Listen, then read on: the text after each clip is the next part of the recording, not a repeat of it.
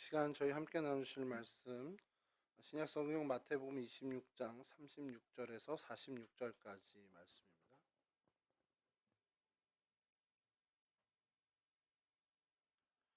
마태복음 26장 36절에서 46절까지 말씀 한 절씩 교독하겠습니다.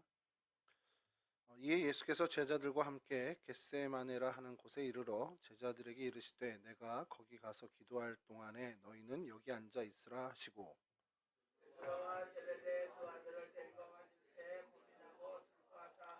이에 말씀하시되 내 마음이 매우 고민하여 죽게 되었으니 너희는 여기 머물러 나와 함께 깨어 있으라 하시고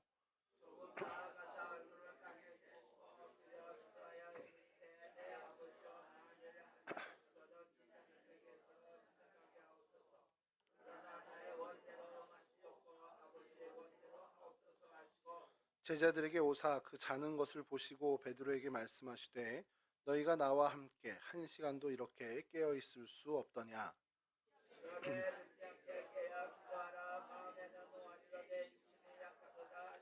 다시 두 번째 나아가 기도하여 이르시되 내 아버지여 만일 내가 마시지 않고는 이 잔이 내게서 지나갈 수 없거든 아버지의 원대로 되기를 원하나이다 하시고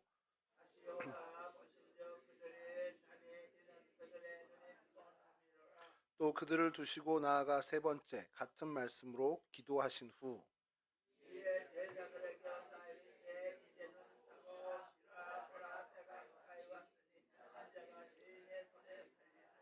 함께 하시죠. 일어나라 함께 가자 보라 나를 파는 자가 가까이 왔느니라. 아멘. 오늘 성경 속 장소와 사건은 겟세마네를 저희가 좀 살펴보고요. 그 자리에서 일어났던 일을 좀 살펴보려고 합니다. 겟세마네라고 하는 그 단어는 그 기름 짜는 틀이라는 뜻을 좀 갖고 있고요. 이게 이제 좀 의역해서 하면 이제 감람류를 담은 통. 그러니까 이게 사실 한 몸이잖아요. 기름 짜는 틀에서 기름을 짜면 그 통에 이게 저장이 되는데 그 전체를 사실 얘기하는 겁니다. 그래서 문자적인 사전적인 것은 기름 짜는 틀, 기구 이런 뜻을 갖고 있고요. 넓은 의미로는 이 감람류를 저장하는 감람류 통을 다 이야기해서 지칭합니다. 왜 겟세마네라고 이곳을 했냐? 겟세마네가 제가 이런 기대는 안 하지만 여러분들이 혹시 겟세마네 수요일에 한번 들어본 것 같은데 하실 수 있는 게 감람산을 이야기할 때 겟세마네 얘기했습니다. 그래서 감람산이 큰 산이고요. 거기에 작은 지점을 이제 겟세마네라고 합니다. 그래서 전체 감람산이 왜 감람산이겠습니까? 전체가 올리브 나무가 이제 풍성했기 때문에 그래서 감람나무가 많아서 감람산이라고 불렀고 그 감람나무 열매를 그곳 어딘가에서 이제 기름을 짜야 하잖아요. 그 기름 짜는 곳이었던 게 겟세마네입니다.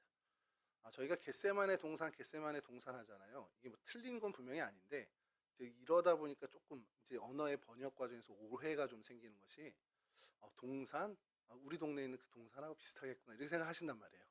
근데 그게 아니고요. 설악산 가보셨죠? 설악산은 이제 그 끝에 이제 대청봉이 있는데 설악산을 올라가다가 제가 은혜를 받은 곳이 있습니다. 비선대라고 혹시 아세요? 비선대가 있어요. 이렇게 올라가다 뒤돌아보고 제가 깜짝 놀랐습니다. 그때 참 아름다워라 주님의 세계는 이게 이제 저절로 나올 정도로 그 비선대가 설악산 안에 있잖아요. 그 지점을 이제 비선대라고 또 특정해서 부르는 것처럼 감람산이 있고 기름 짜던 그 곳이 이제 겟세마네라는.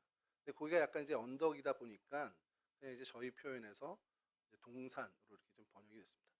여러분 성경에서 겟세마네를 한번 찾아보시면 겟세마네라고만 표현이 되어 있습니다. 겟세마네 동산이라고 표현된 건 그 단락에 제목을 붙인 한글 성경에서 제목을 붙인 겟세마네 동산 이런 정도만 나오고요. 사실은 거의 모든 데는 겟세마네라고 되어 있습니다. 다만 이제 요한복음에서만 겟세마네라는 이름을 지우고 동산이라고 표현합니다.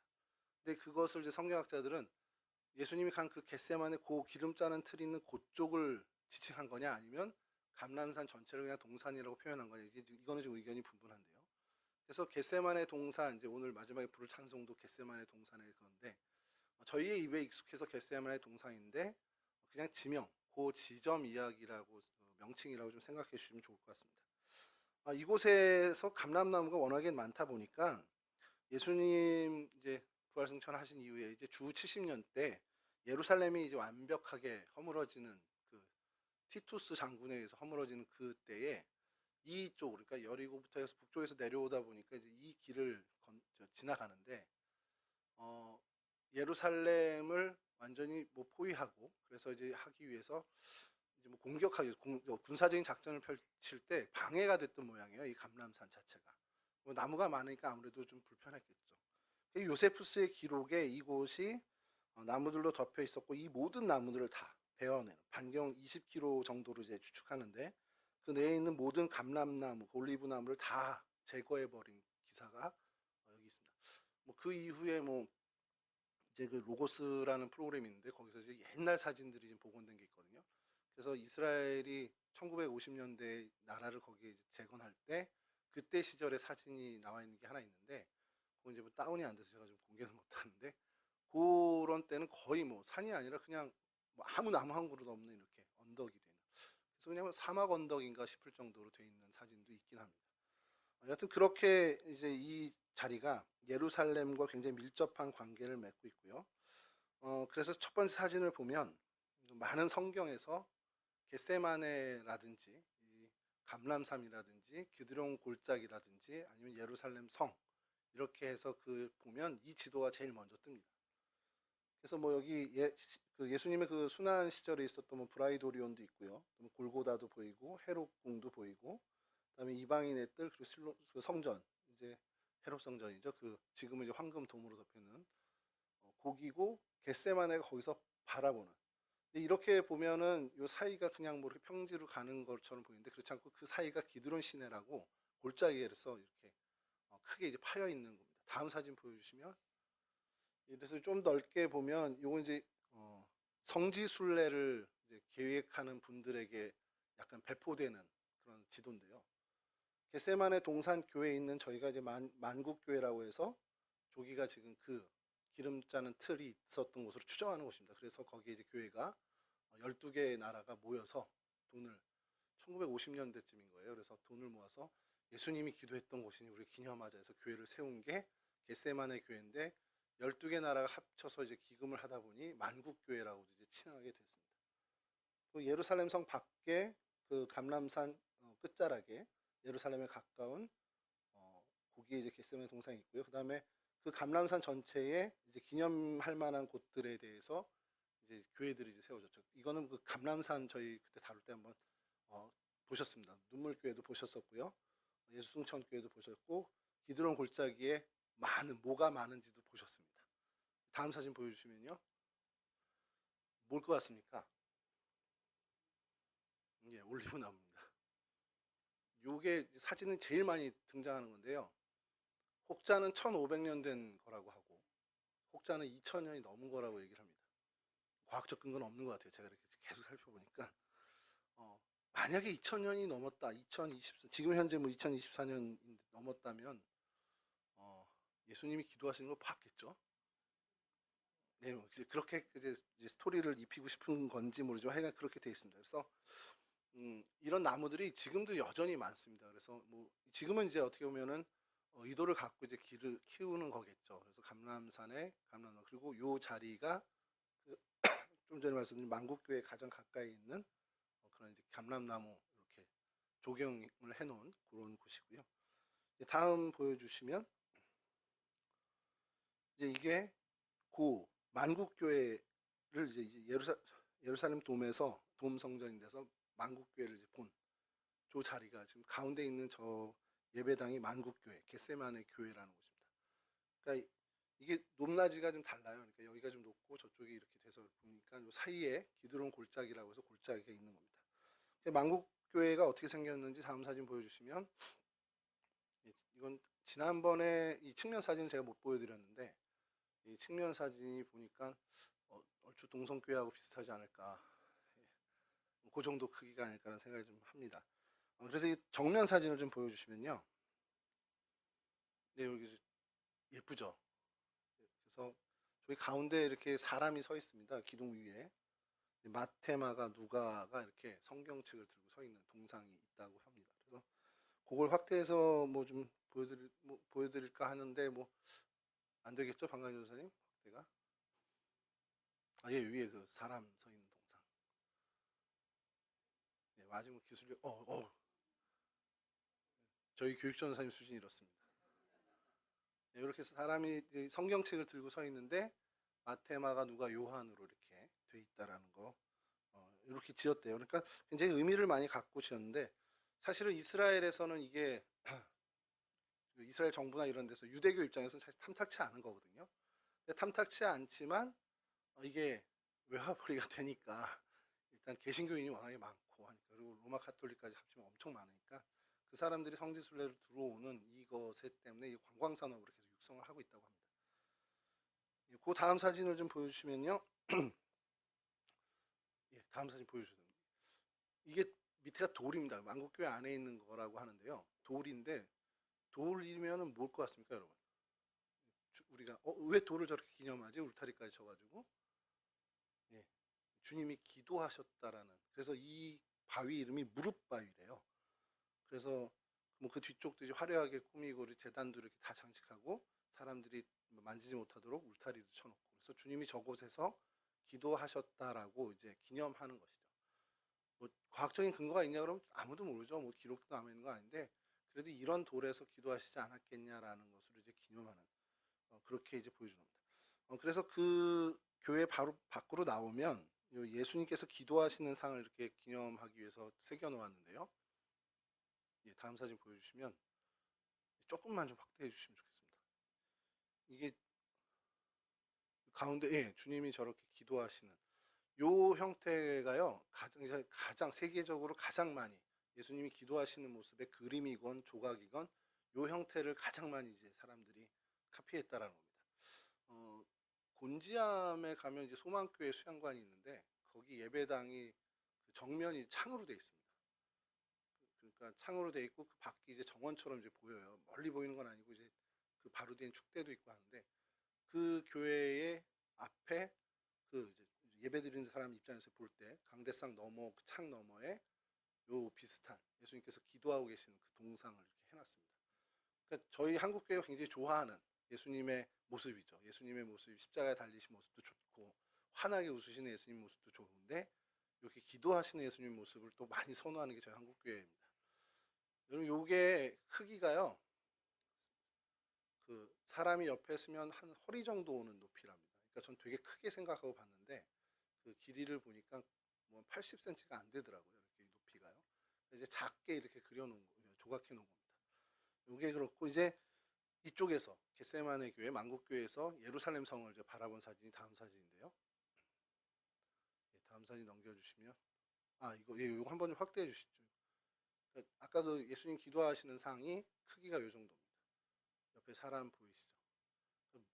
허리까지 다 올 것 같은데 제가 볼 때는 뭐 무릎 정도 올 것 같은데 요 정도 크기라는 거고요. 다음 사진 보여주시면 여기서 황금돔 지금은 사원이라고 하는 그 예루살렘 성전 자리를 보게 되는 반대쪽에서 보는 것보다는 좀 저는 왜 이렇게 거리감이 있지 이런 생각이 좀 드는데 요 사진이 요 정도 보이고 그 다음에 이곳에서 이제 예루살렘 성전 쪽이 아닌 남쪽을 바라보면 보이는 게 기드론 골짜기인데 뭐 가서 찍은 것과 이제 두 개를 보여드리겠습니다. 이제 남쪽 향해서 보여준 걸 한번 보여주시면 이게 한번 기억나시죠? 감람산 때 한번 요 비슷한 사진을 보여드렸었는데 요 사진이 좀 더 괜찮아서 숨기고 있다가 겟세마네 때 써야지 하고서 갖고 있다. 이게 무덤입니다. 그때 기드론 골짜기의 무덤.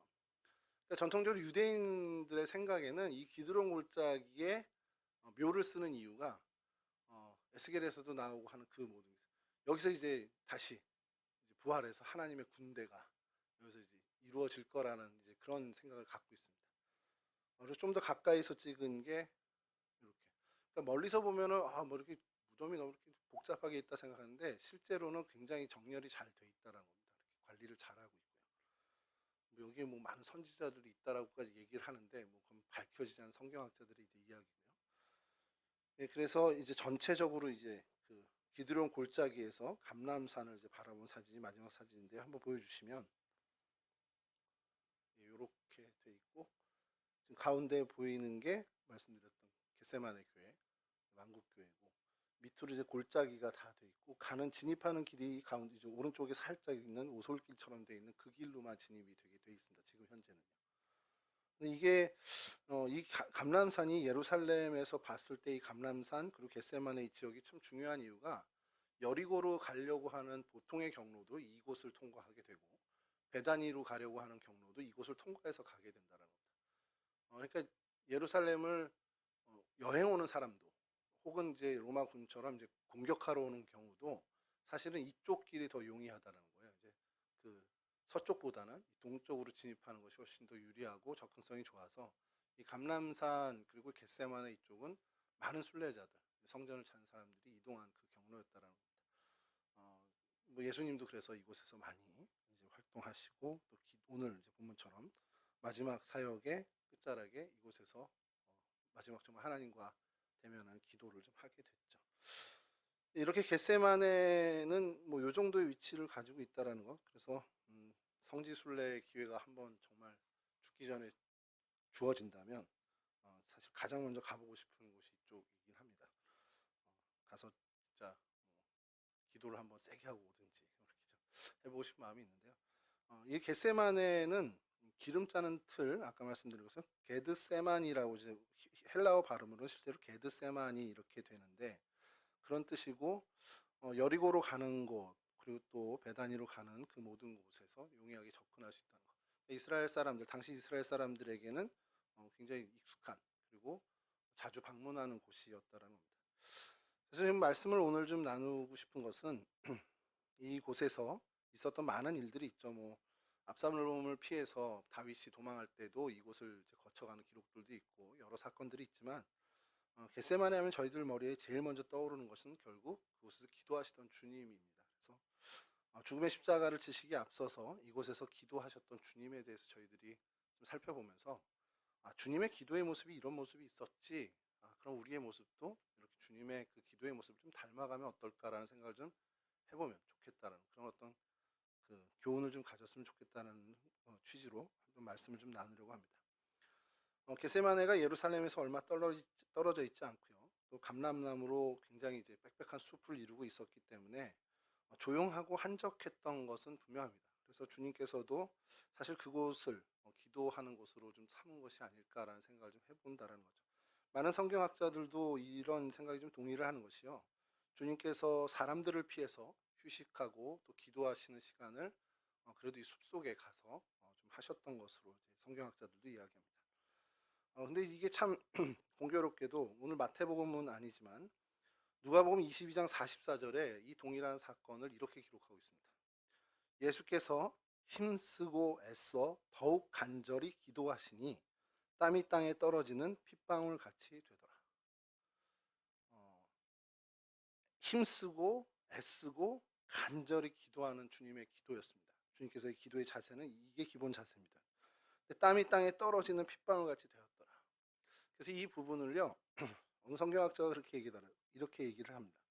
기름 짜는 틀, 기름을 짤 때 얼마나 쥐어짜겠습니까? 그런 의미를 지니고 있는 겟세마네인데 예수님께서 그곳에서 정말 기름을 짜듯이 마지막 사력을 다해 기도하셨고 그래서 그 땀방울이 마치 핏방울처럼 되었던 것은 아니겠냐 이런 이제 해석을 내놓습니다. 은혜로운 해석 아닙니까? 저 굉장히 은혜를 받았는데 그래 우리가 기도할 때 주님께서 정말 기름틀에서 기름 짜듯이 정말 온 힘을 다해서 기도하셨구나. 그걸 누가는 힘쓰고 애써 더욱 간절히 기도했다라고까지 표현을 하는구나. 그러니까 우리가 그냥 기도할 때 좀 저도 반성하게 되는 것이 의무감으로 기도할 때가 좀 있습니다. 제일 그런 게 식사기도입니다. 식사기도를 그냥 당연히 그냥 하는 것처럼 해서 문구도 정해져 있는 것 같아요. 제가 어렸을 때는 그냥 이 음식 먹고 건강하게 해주세요. 그리고 몇 가지 이렇게 얘기하고서 그냥 딱 끊는. 그래서 눈 감고 그냥 바로 뜨는 정도로 그냥 주문하듯이 했던 그 생각이 좀 들어서 이건 어떻게 보면 정말 주님 안에서 바른 기도의 자세는 아니겠구나라는 생각을 좀 해보게 됩니다. 그것뿐만 아니죠. 저희가 뭐 새벽이든 우리 정해놓은 시간에 기도할 때 조금은 좀 또 어떤 그냥 뭐 마치 뭐 의무사항을 하듯이 뭐 정말 뭔가를 외우듯이 하는 것이 아니라 정말 주님처럼 힘쓰고 정말 애쓰고 더욱 간절히 기도하는 자세를 놓치지 않아야겠다는 좀 반성을 해보게 됩니다. 여하튼 이 겟세마네라는 이름에 걸맞게 주님께서도 그와 같은 이제 기도를 들으셨고요. 그래서 십자가의 죽음을 앞두고 이제 사람의 몸을 입으신 주님이시다 보니까 사람의 몸이 느끼는 고통을 동일하게 느끼셔야 한다는 겁니다. 그래서 겟세마네 이곳에선 그 고통을 이미 아니까 주님께서는 당신께서 십자가에 죽으실 것을 분명히 아시죠. 그리고 그 일 때문에 이 땅에 오셨던 것도 다 아시고 그래서 순환 예고도 많이 하신 건데 그 어떤 십자가 사건이 그냥 만약에 신성으로서만 그것을 대한다면 별거는 아닐 수 있습니다. 근데 인간이 느껴야 하는 고통 고스란히 그대로 느끼셔야만 그 속죄의 사건이 완성됨을 아시기에 그래서 그 인간이 느끼는 고통을 고스란히 그대로 이제 당하셔야 된다는 거죠. 그거를 알고 당하는 것과 모르고 당하는 것의 차이가 분명히 있습니다. 아시기 때문에 그 부분에 대한 주님께서 그 문제를 놓고 하나님과 씨름하듯 기도한 것을 저희가 보게 됩니다. 그래서 이 겟세마네에서 기도하신 그 기도의 모습을 살펴보면서 저희가 교훈을 얻고자 하는데요. 먼저 주님께서 기도하신 이 기도의 모습에서 저희가 좀 찾아봐야 되는 첫 번째 교훈은 고민하고 슬퍼하며 기도하셨다는 겁니다. 문제를 만났을 때 고민하는 모습, 그리고 감정에 솔직한 그 슬퍼하는 모습으로 기도하셨다는 거죠. 힘겹고 고통스러울 때 우리도 기도하죠.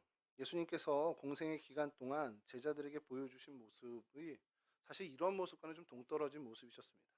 많은 사람들에게 소망이 될 수 있도록 정말 의연한 모습으로 그리고 밝은 모습으로 사람들을 대했고요. 제자들에게는 정말 장차 왕이 되실 분으로 보일 정도의 담대한 모습, 어떻게 보면 뭔가 우리와는 클래스가 다른 모습을 분명히 보여주셨다는 겁니다. 그리고 그런 공생의 끝자락에 최후의 만찬을 마치신 후에 이제 겟세마네에 이제 올라가셔서 이제 몇몇의 제자들과 같이 어떻게 보면 기도하시는 모습을 보이는데 이 모습은 이제까지는 전혀 볼 수 없었던 힘겹고 고통스러운 모습을 저희에게 보여주고 계시다는 거죠. 오늘 마태복음 역시도 겟세마네 동산의 예수님을 고민하고 슬퍼하시는 모습으로 기록하고 있습니다. 38절은 제가 다시 한번 읽어드리면요. 이에 말씀하시되 내 마음이 매우 고민하여 죽게 되었으니 너희는 여기 머물러 나와 함께 깨어있으라. 그 고민이 너무 깊어서 죽을 지경이다라는 거죠. 그런 표현을 이제 마태복음을 통해서 저희에게 보여줍니다. 예수님이 정말 심각하게 심히 고민하며 정말 그 고통 중에 계셨다라는 것을 이제 보여주는 겁니다. 십자가를 앞에 둔 예수님, 슬픔을 인해서 그 고통에 대한 두려움일 수도 있지만 그 슬픔으로 인한 어떤 내적 고통을 겪으면서 그 문제를 가장 자기에게 피부에 와닿는 그 기도의 제목을 가지고 하나님께 기도하셨다는 겁니다. 인간을 구원하기 위해 예수 그리스도의 십자가 사역, 분명히 인간의 몸으로 감당하셔야 된다라는 것. 이게 어떤 신성이 개입해서 뭔가 고통을 줄이고 뭔가 좀 뛰어넘는 어떤 그런 것이 아니라 정말 그러니까 인간의 몸으로 정말 오롯이 그 고통을 당하셔야 했던 최고의 어떻게 보면 고통이라는 것이죠. 그 고통을 앞두고 주님은 기도하셨다는 겁니다. 또 하나는 이제 십자가의 쓴 잔을 앞에 두고 이제 기도하신 것인데 이 예수님께서 슬퍼하고 고민하신 이유가 자기 자신을 제물로 십자가에 바쳐야 한다라는 거죠. 이게 이제 육신의 고통은 지금 방금 말씀드렸던 건데 이게 육신의 고통 말고도 또 하나의 고통이 이제 있다고 이제 성경학자들은 이야기하는 것을 저희들이 한번 생각해 볼 필요가 있는데요. 이 십자가형이라는 겁니다. 십자가형은 당시에 가장 흉악한 흉악한 범죄자들에게만 주어졌던 참혹한 형벌입니다. 주님이 사실 그 형을 받을 이유가 하나도 없으세요. 근데 이것이 단순히 그냥 그 십자가형, 로마의 어떤 사법 체계의 최고의 사형형, 어떻게 보면 그 사형 중에서도 가장 비참한 십자가 형틀에 어떻게 보면 사형 틀에 매달리는 것이다.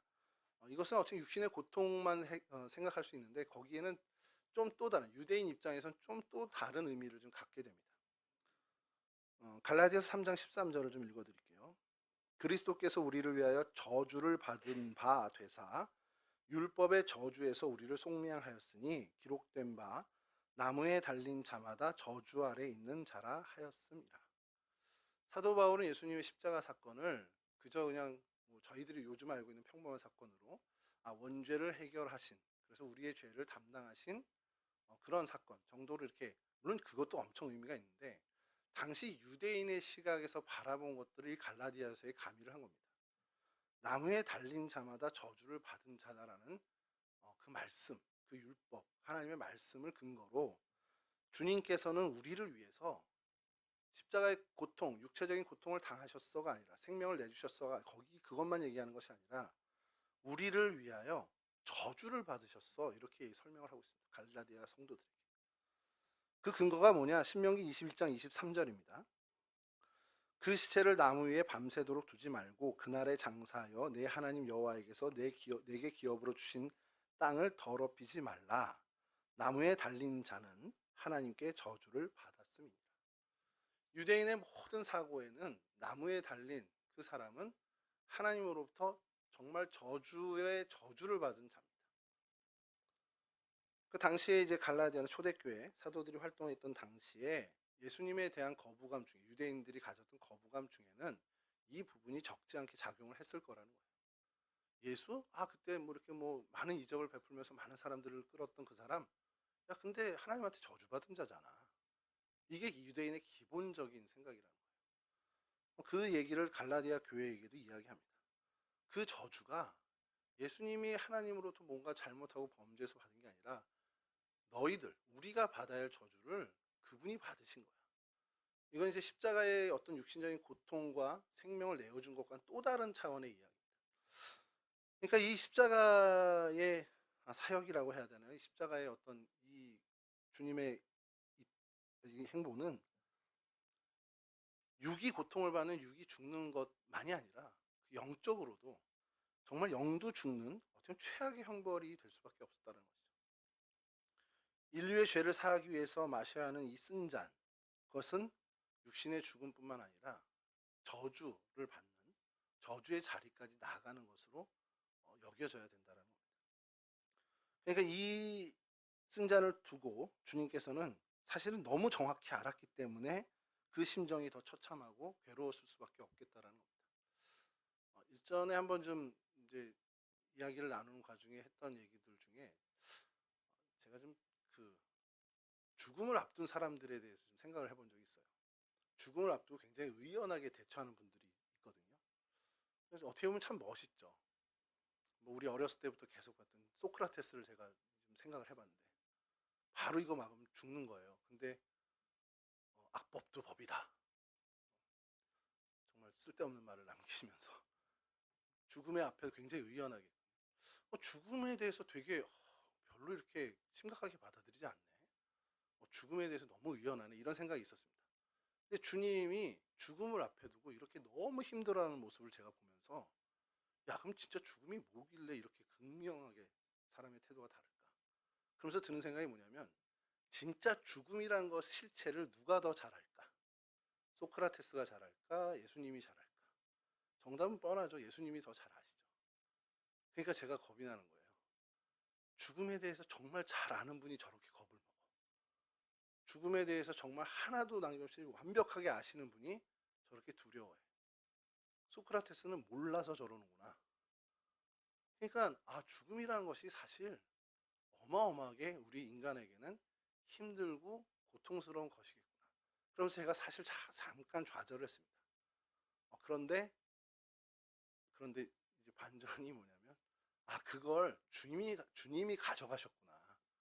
그 어렵고 힘들고 두렵고 고통, 정말 죽게 될 정도로 고민해야 되는 그거를 내가 받아야 되는데, 내가 그것을 어떻게 보면 짊어져야 되는데, 그걸 주님께서 오로지 다 가져가셨구나라는 그 마음을 주시더라고요.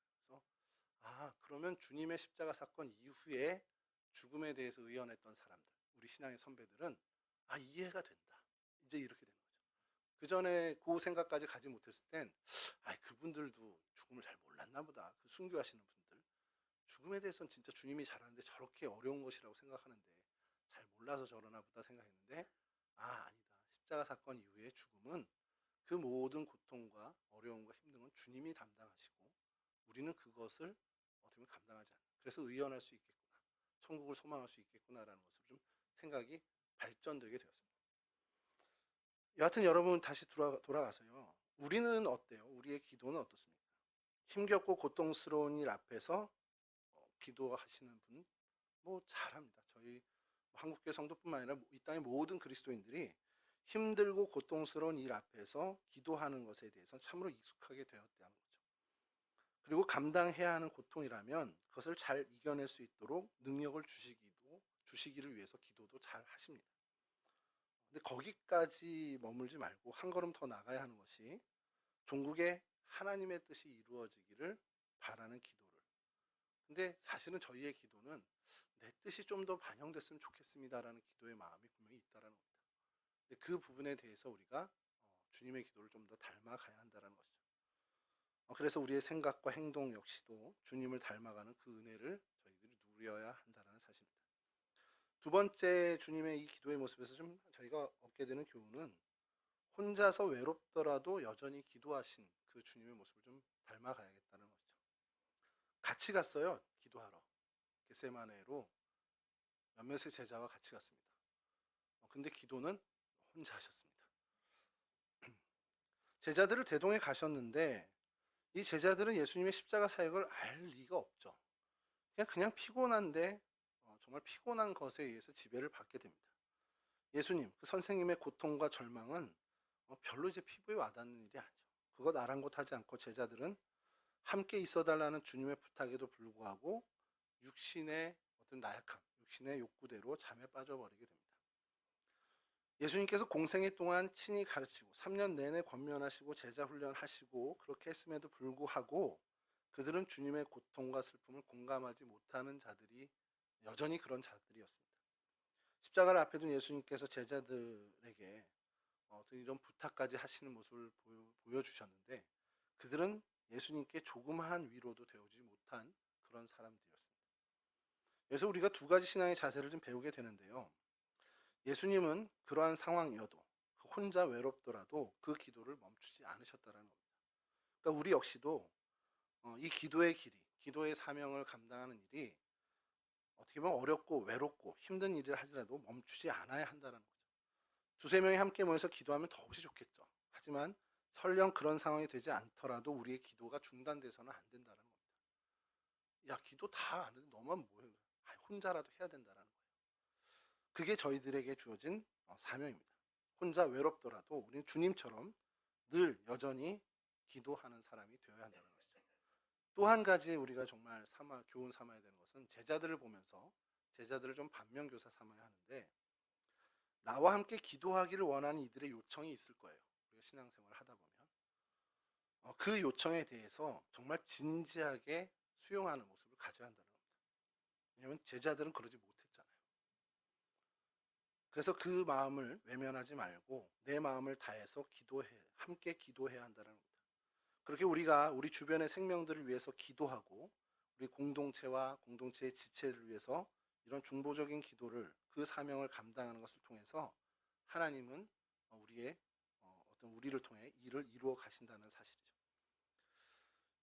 기도를 주제로 이제 말씀을 나누거나 성경 공부를 하게 된 그 상황에서 항상 제가 좀 되묻는 그리고 저 스스로도 묻고 함께하는 이들에게도 묻는 이유가 있습니다.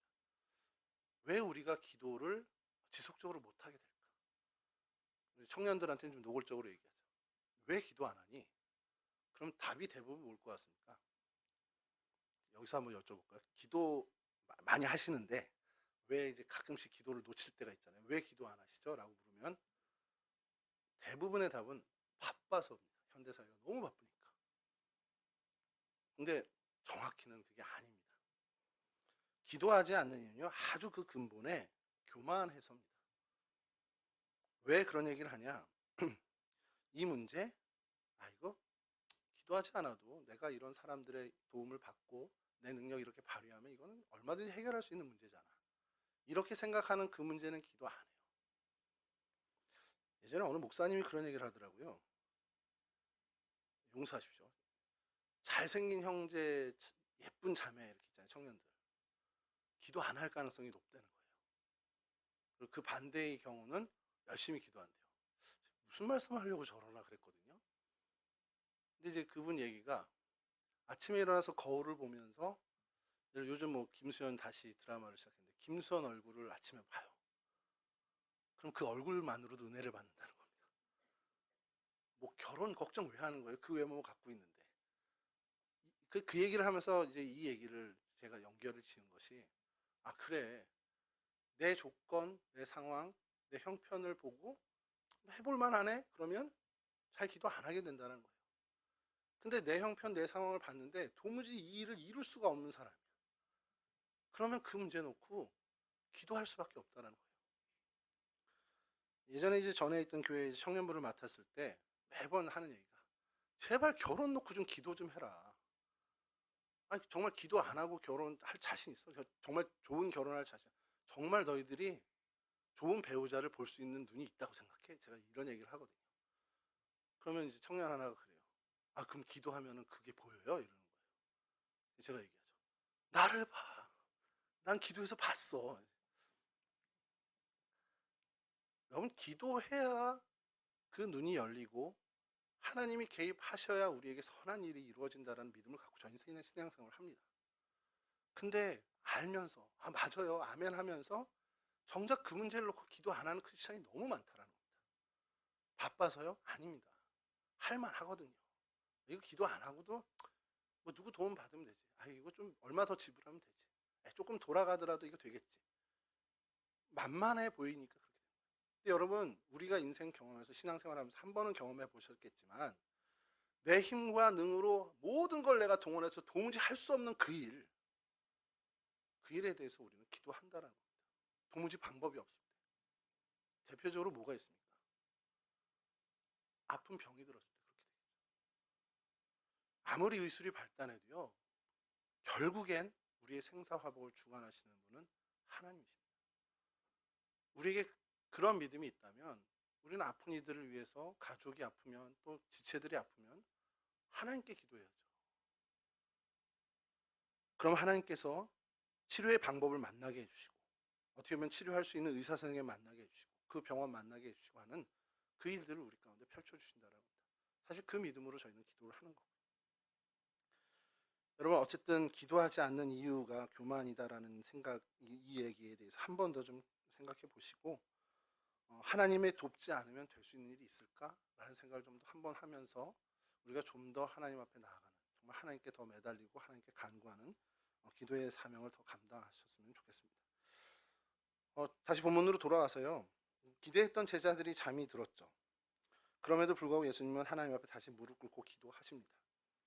절망 속에서, 그 고통 속에서 굉장히 기도하는 이 모습은 저희들이 이것은 영적 전쟁, 영적 싸움이다라고 저희들이 볼 수 있다는 것이죠. 사실 예수님께서는요, 정말 우리가 정말 그 예수님에 대해 생각할 때 예수님은 정말 누구의 도움 없이도 이 십자가 능력, 십자가의 이 사역을 능히 감당하실 수 있는 진짜 하나님이십니다. 이 모든 인류를 완벽하게 구원하실 수 있는 능력의 참 하나님이세요. 그럼에도 불구하고 이 겟세마네에서 절규하며 드린 이 기도는 인류를 죄 가운데 구원하시기 위한 거룩한 중보의 기도였습니다. 진짜 중보자로서의 기도를 하셨죠. 무슨 얘기냐? 이 기도는 그리스도의 기도, 그러니까 이게 다시 말해서 구원을 이루기 위한 그리스도로서 할 수 있는, 중보자로서 할 수 있는 기도를 드렸고, 결국 이 얘기는 바꿔 얘기해서 마귀 사탄을 물리치는 영적 싸움의 기도였다는 겁니다.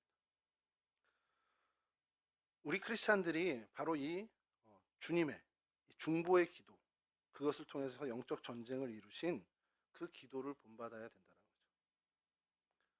주님의 이 기도, 영적 전쟁의 최전선에서 우리에게 맡겨주신 이 기도의 사명을 우리 좀 진중하게 받아들이고, 이제까지 어떤 개인의 고통과 우리 공동체의 어려운 일들과 내가 기도 요청 받은 그 모든 기도를 계속해서 해나가되, 이 기도가 근본적으로 영적 전쟁의 어떻게 보면 수단, 어떤 무기라는 것을 우리가 잊지 말아야 한다는 거죠. 왜냐하면 주님께서 저와 여러분을 이 영적 전쟁의 군사로 부르셨기 때문입니다. 군사로 부름받은 사람이 끝까지 기도하며 이 전쟁을 치러야 됩니다. 군인이 이 전투에 임할 때 그 전투가 언제 끝납니까? 내가 죽거나 전쟁이 끝나거나. 그러니까 이것은 바꾸면서 내가 죽거나 적군이 죽어서 전쟁이 끝날 때까지입니다. 근데 저희는 이 영적 전쟁에 패배하면 안 되죠. 우리의 대장 되신 예수님께서 이 전쟁의 승리자로 이미 승리하신 분이시기 때문에 우리에게는 승리가 주어졌습니다. 그러면 뭐냐? 끝까지 이 전투를 치열하게 해 나가라는 것이죠. 군사로 부름받아서 전쟁을 치르고 있는 저인데 그렇다면 세상 즐거움 누릴 여지가 어디 있겠습니까? 사실 이렇게 얘기하면 뭐 세상과 담쌓고 뭐 세상의 어떤 유의도 누리지 마라 이런 얘기인데 그게 아니라요. 기본적인 우리의 정체성의 문제라는 겁니다. 나는 그리스도의 군사로서 주님 다시 오는 그날까지 그리스도의 군사로서 부름받은 영적 군인이다라는 정체성을 갖고 사느냐 아니냐에 따른 차이가 난다는 거예요. 그 정체성을 놓지 말자라는 얘기입니다. 그럼 이런 정체성을 놓치지 않으면 자세가 달라진다는 거예요. 기도의 자세가 분명히 달라집니다. 기도의 내용도 달라지고요. 기도의 깊이와 넓이가 달라질 수밖에 없다는 겁니다. 내 생활과 내 형편에 대한 어떤 형통함을 위한 그 기도에서 영적 전쟁의 군사로서 부름받은 그 정체성을 가진 사람은 주님이 관여하는 모든 이 땅의 정말 복음의 사역과 이 땅의 어떻게 보면 교회들을 위해서 기도할 수밖에 없는 자세를 갖게 된다는 것이죠. 오늘 책상에 보니까 우리 주혜 선교사님이 또 선교 보고서를 보내왔더라고요. 주혜 선교사님 보면은 왜 가겠습니까? 거기 여기서 그냥 편안하게 어떻게 보면 일상적인 삶을 살 수도 있지만 그리스도의 군사로 부름을 받았거든요. 사명자로 부름 받고 그리스도의 군사로 부름 받았기 때문에 그 정체성이 달라지는 거예요. 저희와는 다른 정체성으로 정말 그 복음의 최전선에서 주님께서 원하시는 그 뜻을 이루어가는 선교사로 사역을 합니다. 여러분, 우리가 이 정체성의 문제가 굉장히 중요한 것이 이 정체성을 갖느냐 안 갖느냐에 따라서 이렇게 사역의 자세, 우리의 삶의 자세가 달라진다는 겁니다. 하물며 기도의 자세 역시 안 바뀌겠냐는 거예요. 여러분, 이 기도의 자세가 달라지고 기도의 내용이 달라지고 기도의 깊이와 넓이가 달라지는 그 은혜를 저희들이 누렸으면 좋겠습니다. 이러한 군사로 부르심 받은 주님의 백성답게, 주님의 일꾼답게 저와 여러분들의 삶의 자세, 신앙의 태도를 다시 한번 정비하는 저와 여러분이 되실 수 있기를 간절히 축원합니다. 마지막으로 주님의 기도에서 저희가 살필 것은 이 기도의 결국 종국은 다시 한번 반복되지만 하나님의 뜻을 구하는 기도라는 겁니다. 주님의 기도를 살피면 살필수록 우리가 찾게 되는 가장 중요한 기도의 요소는 결국 하나님의 뜻을 구하는 기도라는 거예요. 내 뜻을 관철시키는 게 아니라 하나님의 뜻을 이루는 기도라는 거죠. 그래서 언뜻 생각하면 하나님 뜻을 구하는 거야. 그럼 기도할 때 그냥 하나님 뜻 이루어주세요. 하나님 뜻 이루어주시면 되겠네요. 하고서 그냥 끝내버리면 되겠네라는 생각을 할 수도 있습니다. 근데 그게 아니에요. 주님께서는 이 기도의 과정 안에 우리의 뜻이 하나님의 뜻으로 옮겨가는 것을 원하는 겁니다. 주님도 이 잔을 피하게 해주십시오가 원래 주님의 의도고 주님의 마음이었습니다. 근데 그 기도의 과정을 거쳐 기도의 마지막에 갔을 땐 그러나 내 원이 아닌 하나님의 뜻을 이루어 주십시오로 바뀌게 된다는 거죠. 여러분, 우리의 기도가 그래요. 저는 기도에 대해서 얘기할 때 시간이 넘어가면서 제가 눈치를 보고 있는데 기도를 이거 갖고 싶어요. 기도합니다. 좀 하나님한테 면이 안 쓰죠. 근데 기도를 안 하면 계속 이거 갖고 싶은 마음으로 계속 몸살이 나요. 근데 기도를 시작하잖아요. 얼마 안 가서 정말 빠른 시간에 이 마음이 없어지게 돼요. 기도하면서 제 뜻이 하나님의 뜻으로 옮겨가는 겁니다. 제가 일전에도 한번 말씀드렸죠. 오토바이 달라고 일주일을 기도했습니다. 금요일 저녁까지도 아무런 변동이 없어요. 토요일 새벽에 올라갔는데 오늘 안 주시면 하나님 이거 어떻게 해요? 내가 기도를 오늘까지 하고 하나님 응답받기로 작정했는데. 근데 그날 아침 기도할 때 오토바이가 생기면 불편하게 될 일들이 쫙 펼쳐지는 겁니다. 제 기도가 어떻게 바뀌었냐? 주실 필요 없을 것 같습니다. 제가 감당 못하네요. 여러분, 우리의 기도가 우리가 기도해야 되는 중요한 이유는 내 뜻이 하나님의 뜻으로 옮겨가기 위해서 기도의 과정은 분명히 필요하다는 겁니다. 그렇지 않고는 생각만으로 말씀에서 이렇게 했으니까 우리의 각오와 결단만으로 옮겨지기가 쉽지 않다는 겁니다. 그래서 우리가 하나님 앞에 간구하고 호소하고 기도하는 기도의 시간이 필요하다는 것이죠. 말씀 마치겠습니다. 마태복음 26장 39절 나의 원대로 마옵시고 아버지의 원대로 하옵소서.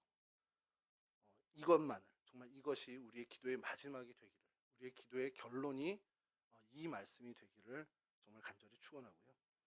예수님께서 인간적인 그 고통, 견디기 힘든 고통 앞에서 하나님 뜻을 구했던 그 기도, 어떻게 보면 인성을 가지고 십자가의 고통을 오롯이 담당해야 되는 그 일 위해서 기도를 시작하셨지만 결국에는 자신을 복종시켜 하나님의 뜻을 이루는 것으로 이 기도의 귀결이 옮겨진 것처럼 우리의 기도가 정말 다시금 정말 주님 앞에서 주님의 기도를 본받는 기도가 되는 그러한 일들을 저희 좀 이루어냈으면 좋겠습니다.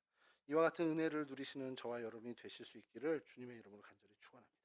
우리 457장 함께 찬송하시고요. 주님 가르쳐 주신 기도로 마치도록 하겠습니다.